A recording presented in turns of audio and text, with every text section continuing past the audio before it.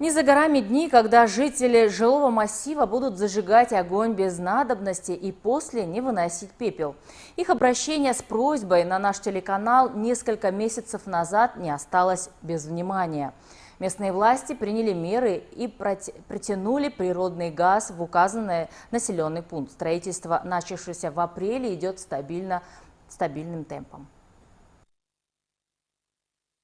Жители отбили все пороги, прося природный газ. Мы также попытались донести до властей информацию, которая поступила на канал. Спустя несколько месяцев от жителей жилого массива 20 лет независимости пришли радостные новости. В поселок на окраине города подается природный газ.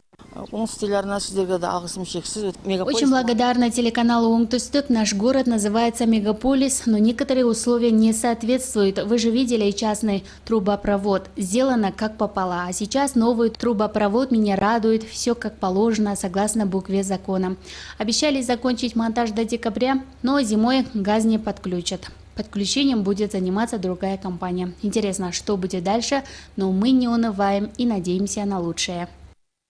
Работы по проведению трубопровода были начаты в апреле этого года. Стоимость проекта 640 миллионов тенге. На сегодняшний день освоено 60 миллионов тенге и завершено 30% работы. Если финансирование будет идти по плану, то закончим работы к концу года, говорят представители компании.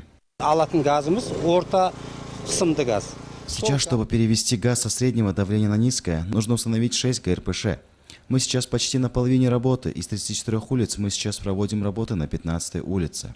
Вдоль газопровода протяженностью 22 километра расположено 716 домов. Около 20% из них используют частный природный газ. Остальные сжигают уголь.